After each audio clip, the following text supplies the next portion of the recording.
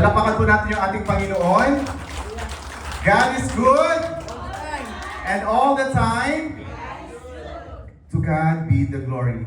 So bago po ang lahat, just a short testimony. I praise and thank the Lord because it is Him, by His grace, by His love, why I am here right now, why we are here right now. Because of His grace, nandito po ako. And you know what? I have this Bible with me and it is my sister who gave me this one. 7 years na po ito sa kapatid ko, pero sinisik niya sa Panginoon kung sino daw yung mabibigyan niya ng Bible na ito. And that was last year when I had my vacation in the Philippines. And galak na galak yung sister ko. And that's why ibinigay niya po ito sa akin. And sabi niya that moment, kaya pala hindi niya basta-basta na ibigay ito sa iba. Dahil it is the Lord Himself reserved it for you. So, labis ang galak ko kasi I never read the message before, and nung binuksan ko nga ito kanina dito, ang sinabi niya dito, Josh, I am reminded that your life transform is something I prayed for years ago. Seeing you now walk in obedience to Christ is one of my answered prayers. You changed life is a powerful testimony that God hears prayer and works miracles. Truly, you are both an answered prayer and a miracle for Him. You know what? Isa din po ako sa kagaya ng lahat na isang makasalanan. That is why it is my sister herself na nag-prayed sa aking Panginoon and 10 years sinagot ng Panginoon yung kanyang prayer na nawa makilala ko ang Panginoon. That was before in the Philippines, I was in a Catholic by faith. And she is a born-again believer. She's trying to disciple me. She's trying to evangelize me. But I refused. Sabi ko, ikaw na lang. And I am happy kung ano na meron ako. And you know what? Isa din po ako sa nagpapasakit sa aking mga parents. Every time napapaluha po sila. And my grades, lahat-lahat po bagsak po yan siya. And I was a cold Youth for Christ before, Singles for Christ before, in name but not in, yung isinasabuhay ang mga salita ng ating Panginoon. That's why tonight, when I am here in Dubai and I'm seeking the truth, I'm praying that time, Lord, guide me. And that was pandemic. And it is God Himself na nilid niya ako into a Bible study. From that moment, walang nag-invite sa akin. And even my colleague before, they refused to invite me because they thought na ayaw ko ng Bible study. But it is the Holy Spirit lead me there to attend the Bible study and to hear His words. And that listening and doing the Word of God, isa po sa pinakamalaki at pinaka-importante bilang mga Kristiyano, bilang mga believer ng ating Panginoon. That is why I ask the Lord, when I see the schedule, Lord, what is the word na ibabahagi ko po? Kasi ako yung magiging tagapagsalita nyo for this end of Saturday ng May. Then, nag-convict agad sa puso ko kung gaano mo napakinggan ang salita at ginagawa mo siya. Glory to glory because it is His word po talaga ang nagbago sa akin. And that's why I am here, hindi po dahil sa perfect ako, but because of His Word Himself, who transformed me, who used me every day. Sometimes, nami-misinterpret po tayo, but of course, what is important is kung ano yung salita ng Diyos, yun po ang dapat natin ilalaban and dapat natin sasabihin sa bawat isa sa atin. And let us pray as we start our preaching for tonight. Samahan niyo po ako sa maikling panalangin. Heavenly Father, we praise you, we honor you, O God. And I thank you, Lord God, for this opportunity, Panginoon. I humble, Lord God, di hamak, Panginoon, na ikaw po yung worthy, Panginoon, sa gabing ito, Lord. And thank you, Lord God, for this privilege, for the opportunity, Panginoon, for calling me, Lord God, to be your servant. And Lord, as your servant, Panginoon, use me, use this empty vessel, Panginoon, na maibahagi po ang iyong mga salita, Panginoon. Kung ano man yung mga salita na siyang bubukas sa aking bibig, ikaw po yung magpapakinggan, Panginoon, ng bawat isa sa amin, Lord God. Lord, we ask your Holy Spirit, Lord God, give us the knowledge, wisdom, Panginoon, na nagmumula sa inyo, Panginoon. For all the wisdom we believe are coming from you, O Lord God. Apart from you, Lord, I am nothing. Lord, I humble myself, Lord God. Use me for your glory. This we ask in Jesus' name we pray. Amen and amen. So again, our title for tonight, Listening and Doing the Word. From the book of James 1:19, verses 19 to 27. Actually, ang pinabasa ko kanina ay 22 to 25 kasi dyan po tayo mag-highlight ng ating pagtuturo tonight. But let us start with verse 19.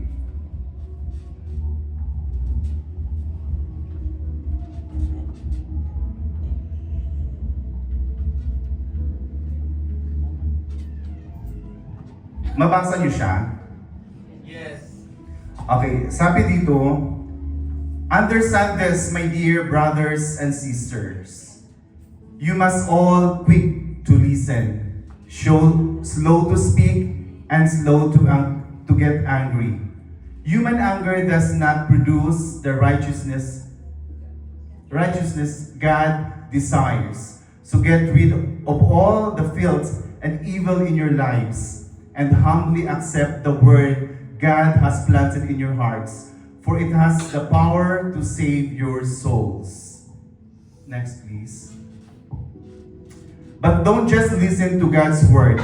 You must do what it says, otherwise, you are only fooling yourselves. For if you listen to the word and don't obey, it is like glancing at your face in a mirror. You see yourself walk away and forget what you look like. But if you look carefully into the perfect law that sets you free, and if you do what it says and you don't forget what you hear, then God will bless you for doing it. If you claim to be religious but don't control your tongue, you are fooling yourself, and your religion is worthless. Pure and genuine religion is, in the sight of God the Father, means caring the orphans and widows in their distress, and refusing to let the world corrupt you. Amen?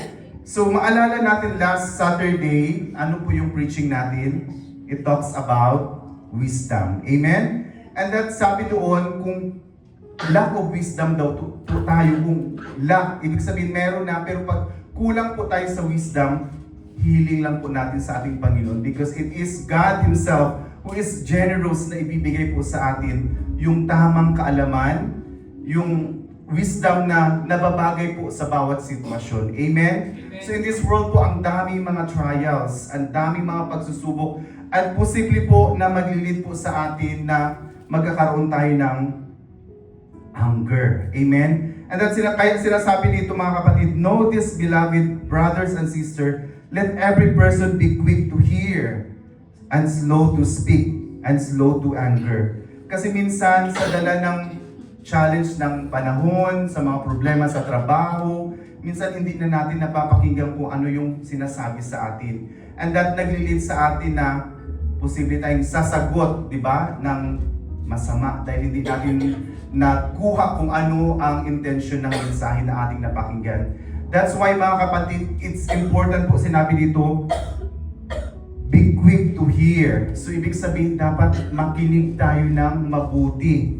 Diba, makinig po tayo ng mabuti. Kasi ang daming nagsasalita, daming noises around. And kanino kayang noise ang ating napapakinggan? Kasi kung masama yung ating napakinggan, masama yung na ano sa ating puso, then makapag-speak tayo kaagad-agad. But sinabi sa atin, slow to speak and slow to anger. Hindi sinabi na huwag kang magalit, but slow to anger. Diba? Kasi sinabi dito, for the anger of man does not produce the righteousness of God. Therefore, put away all filthiness and rampant wickedness, and receive with meekness the implanted word, which is able to save your soul.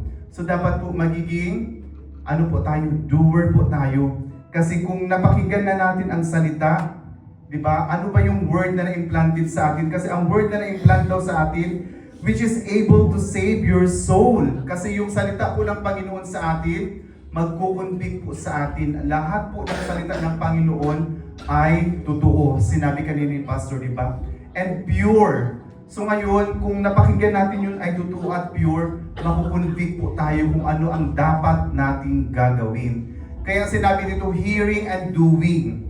But be doers of the word and not hearers only, deceiving yourselves. Kasi nakikinig nga tayo every Saturday or every Bible study, nakikinig tayo ng mga preaching or mga sermons. Pero ang tanong doon, nagagawa ba natin? Diba? Sinabi nga sa Matthew 7:21, not everyone who says to me, Lord, Lord, shall enter the kingdom of heaven, but who does the will of my Father in heaven. See? Who does? Ibig sabihin, lahat na gumagawa. Kasi lahat ng mga salita na ating napapakinggan at na ituturo ng ating mga tagapagsalita na ginagamit ng Panginoon, nanggaling po iyan siya sa ating Panginoon. Hindi lang yan basta-basta sa kay pastor o kung sino yung mga nagsasalita nito, kundi dahil sa ating Panginoon inutusan sila. And that's the will of God, na bawat isa sa atin po matuturuan at makakakinig ng kanyang mga salita. And that's the will of God, dahil ayaw ng Panginoon na hindi tayo makapasok sa kanyang kaharian. But the question now is, did we do the will of God? Diba? That's why it is important, mga kapatid, na alam natin ang mga salita ng ating Panginoon. Paano natin malalaman ang salita ng Panginoon, yung will ng Panginoon, kung ang ating Biblia ay hindi natin binabasa? Amen?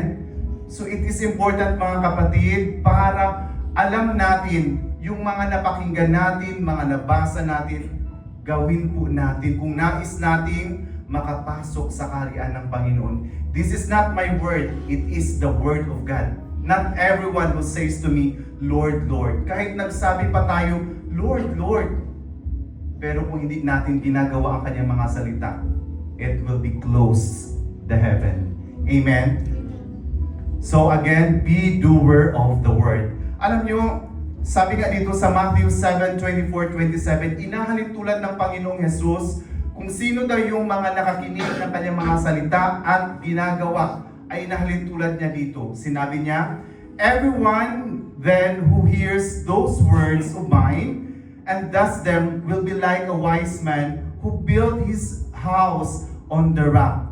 And the rain fall, and the floods came, and the winds blew and beat on the house, but it did not fall, because it had been founded on the rock. And everyone who hears these words of mine and does not do them will be like a foolish man. So take note, kung sino daw yun napakakinig ng salita ng Panginoon at ginagawa, ay katulad daw siya ng isang tao na nag-build ng kanyang bahay sa bato, na kahit dumaan man yung bagyo, hangin, mawala man, still nandun pa rin, di ba? Did not fall. Katulad din po yan sa atin. Kung tayo nakapagkinig ng salita ng Panginoon at ginagawa natin, kung ano mga problema mayroon tayo, di ba? Trabaho, may mga challenges tayo sa trabaho.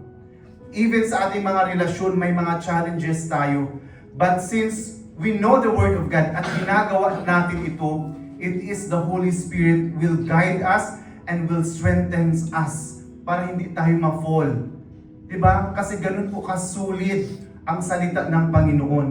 Pinapangahawakan natin yun na ito yung salita ng Panginoon at alam mo, ginagawa mo, it will give you power. Because the Word of God is the sword of the Holy Spirit. Panangga po natin ang salita ng Panginoon. That's why, mga kapatid, gawin po natin. Hindi lang po na hanggang makinig na lang po tayo. After this service, ano ang ginagawa natin? Pag nilay-nilayan po natin. Ilang preaching na, ilang taon na ang nakalipas, ilang mensahe na ng Panginoon ang ibinahagi sa atin at ating napakinggan. But the question is, ginagawa ko kaya ito? Diba? So wag po tayo maging katulad ng isang foolish one na napagkatapos na pakinggan ang salita ng Panginoon, pero hindi ito na-apply. Sinabi nito, them will be like a foolish man who built his house on the sand, and the rain fell, and the floods came, and the winds blew and beat against the house, and it fell. And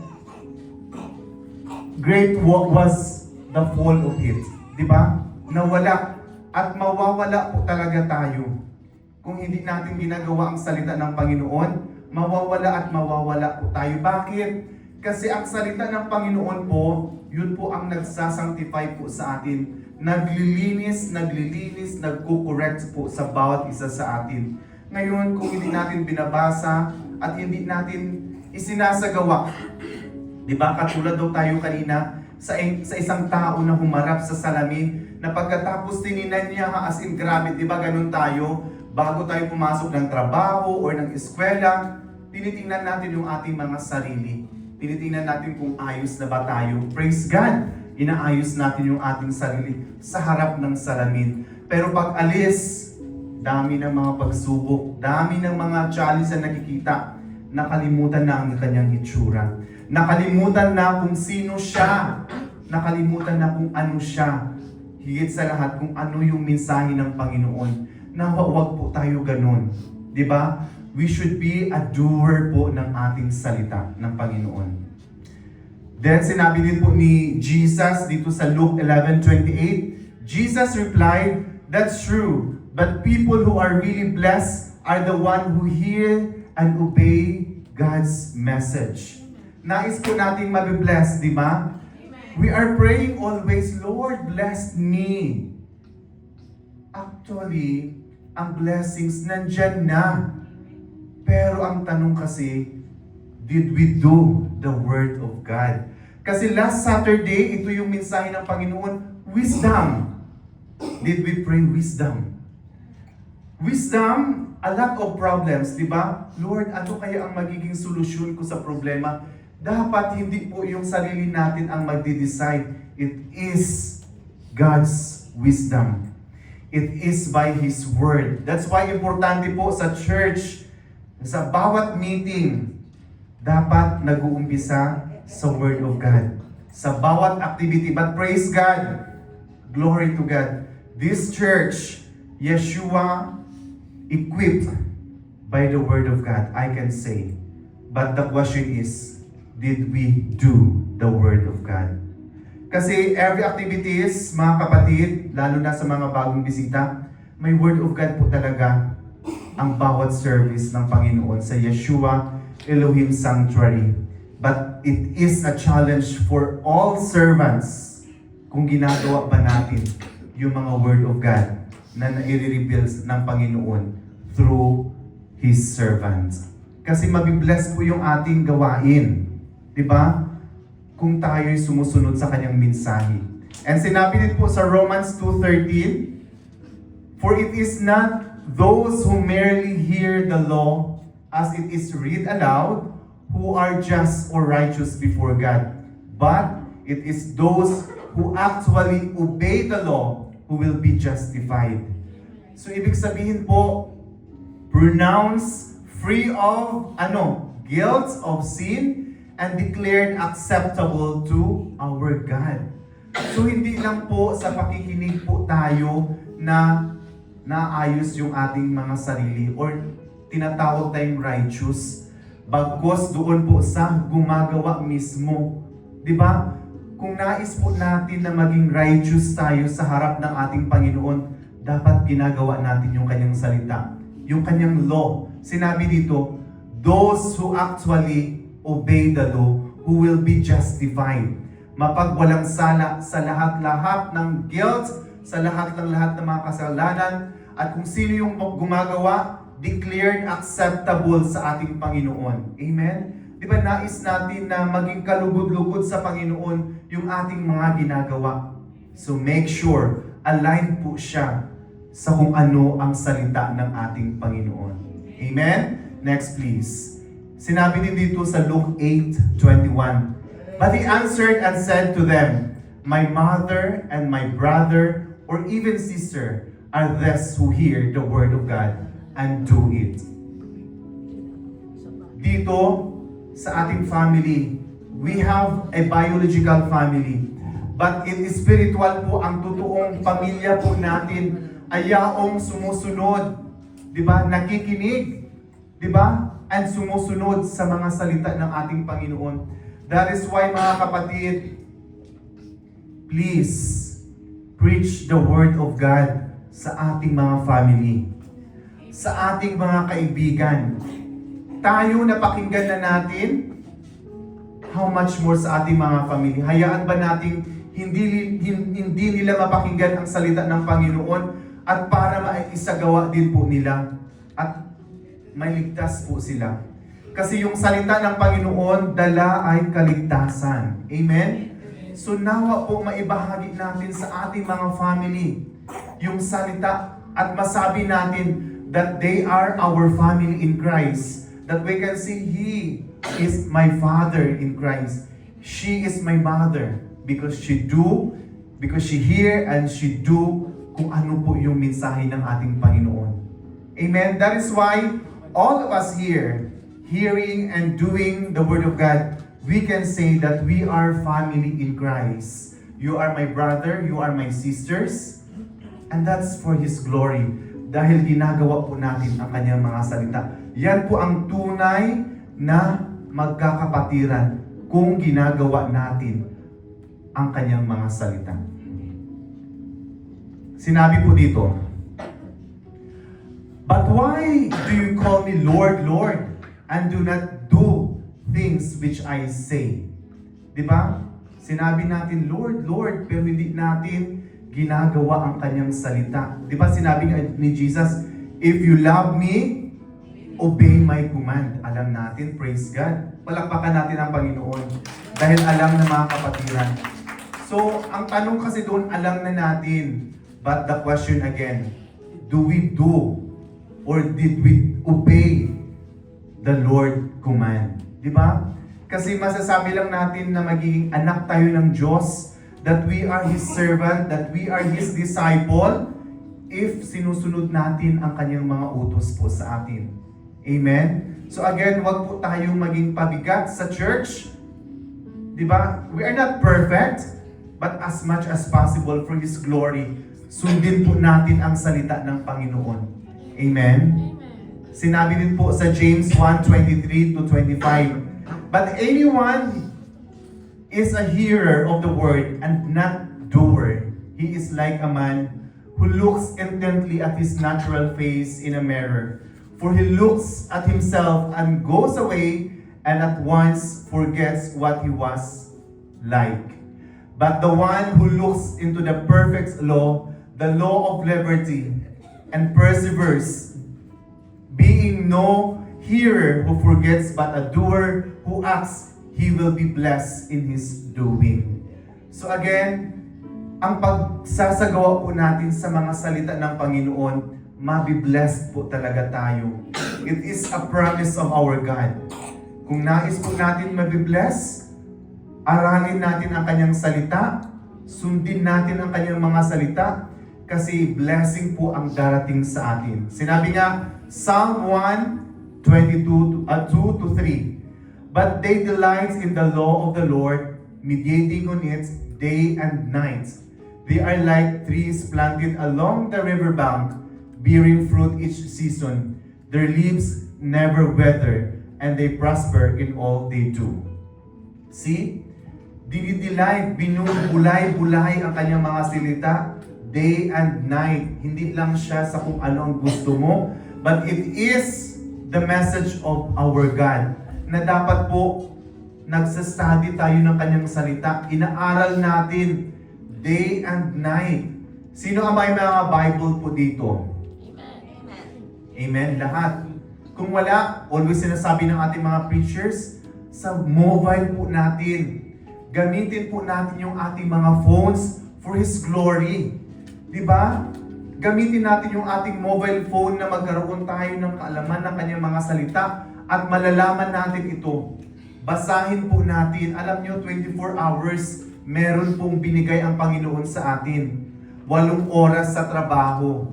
Diba? Minsan, 6 hanggang 8 oras ang tulog. So ang tanong, may oras ba para sa salita ng Panginoon? Day and night, nagmi-meditate po talaga dapat ang isang believer, ang isang Kristiyano. Diba? Kasi bakit? Kung ginagawa natin yan, sinasabi dito, they are like trees planted along the riverbank, bearing fruit, nagbubunga. Diba? Magbubunga at magbubunga po tayo for each season. Their leaves never wither. So kahit may mga problema, may mga pagsubok, hindi siya napapagod. Diba? That's why minsan, napapagod tayo, sumusuko tayo. Bakit? Kasi walang nagbibigay lakas sa atin spiritually. We are weak because we don't have the Word of God. So we need the Word of God, mga kapatid.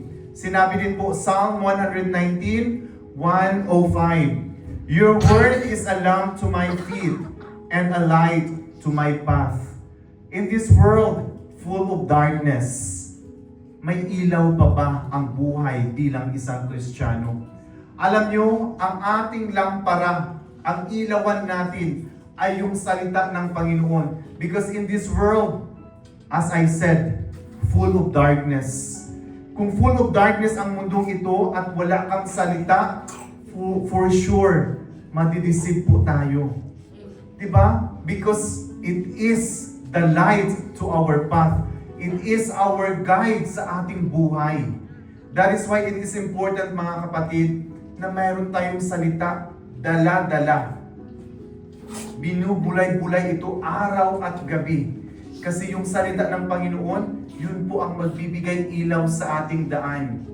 Ngayon may mga problema tayo, paano natin ito masusolusyonan? Problem is dark, but the Word of God is light. If you want a solution, open your Bible. It will give you light. So the question is, am I opening my Bible day and night? Kung hindi man, mga kapatid, we have time. May ibinigay po sa atin ang Panginoon ngayon para maano po natin yung ating sarili, ma-evaluate natin. At nawa, maisagawa po natin, hindi lang sa pakikinig, maisasagawa natin ito na magkaroon po tayo ng memory verse. Praise God, this church always giving memory verse for the week. Memorize ba natin yung memory verse? Or during the Bible study, i-exhort mo na lang, babasahin mo pa. It's useless, mga kapatid, because sinabi memory verse. It is memory verse. Ini-encourage po ang bawat believer, Christian believer, to memorize that verse every week. It will give you light. Amen? Huwag po na basahin na lang natin, na-excite kang basahin pero hindi mo siya memorize. Memorize po natin, be a doer of the word. Hindi lang nakinig ka, nabasa mo lang, tapos wala na. Ano na naman, hintay ka naman next week. It will give you light if you have the verse in your heart. James 1:26-27, it is the results of all the things na ating napakinggan at ating ginagawa. Ito yung dapat may actions ang lahat ng ating mga beliefs, ang ating faith. Kaya sinasabi dito, if anyone thinks he is religious and does not bridle his tongue, but deceive his heart, this person's religion is worthless. Religion that is pure and undefiled before God, the Father, is this: to visit orphans and widows in their afflictions, and to keep oneself unstained from the world. So dapat po may action, faith in action. Lahat-lahat po ng ating pananampalataya, mayroon po dapat result. And that result is, yung pagsasagawa natin, dapat mayroon tayong pagbisita sa mga orphans, widows in their afflictions. Di ba? Ang dami po dito mga nangangailangan ng tulong. But tayo bilang mga Kristiyano, baka mayroon tayong mga kasamahan dito, di ba? May mga problema. At meron naman tayo, Pero dahil wala tayong pagsasagawa ng kanyang salita, walang conviction, let it be, hayaan na lang po natin. Mali po yun mga kapatid. Dapat nandun po yung helping heart. Diba? Kasi yun po ang kalugod-lugod sa ating Panginoon. Diba? Pure religion and undefiled before God. It is pleasing to our Lord na mag-extend po tayo ng tulong sa ating mga kapatiran na nangangailangan. Diba? Hindi lang sa magaling tayo magsalita, pero may nakita tayo, may napakinggan tayo na nangangailangan ng tulong. Hands up tayo to help. So, hindi po tayo Kristiyanong tunay. Hindi po yung totoong Kristiyano dahil ang totoong Kristiyano sumasagawa ng salita ng ating Panginoon. Lahat tayo nangangailangan. At lahat tayo nagpipray. Malay mo, ikaw pala yung tinatawag ng Panginoon to answer the person na napakinggan mo na may problema siya. Amen? So wag po tayo yung magiging complacent mga kapatid. Bagkus, maging dapat tayo maging open hearts po tayo to accept the Word of God. Napakinggan na natin ito, dapat yung heart po natin nandun po to accept the Word and to do it. Otherwise, baka tayo yung isang Kristiyano na daming alam, dahil sa daming alam, puro na lang bibig. Diba? Please, wag po tayong ganun. Gawin po natin ang mapagkumbaba na puso na handang sumunod sa kanyang mga salita bagkus ang magtulong sa mga nangangailangan.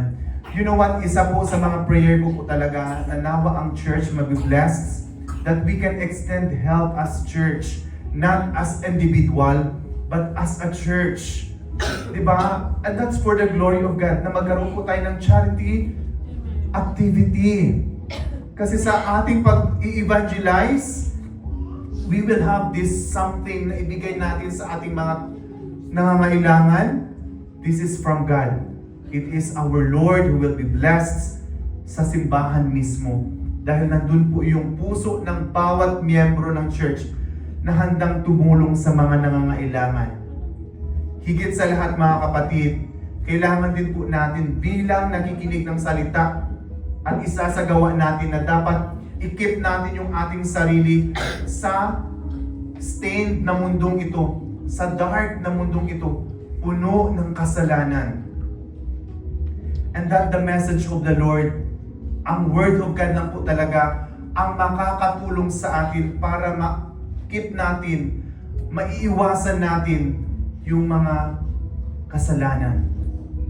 As I said earlier, isa din po ako sa may mga kasalanan. Isa din po ako sa makasalanang tao. But because of the Word of God na aking napakinggan, I am here in front of you because of His Word. Kung wala po ang salita ng Panginoon na glory to glory na nagbabago sa akin, wala po ako dito. Praise be to God because it is His Holy Spirit who's guiding me, leading me to do His Word. Not perfect, kasi minsan nagkakasala din po ako.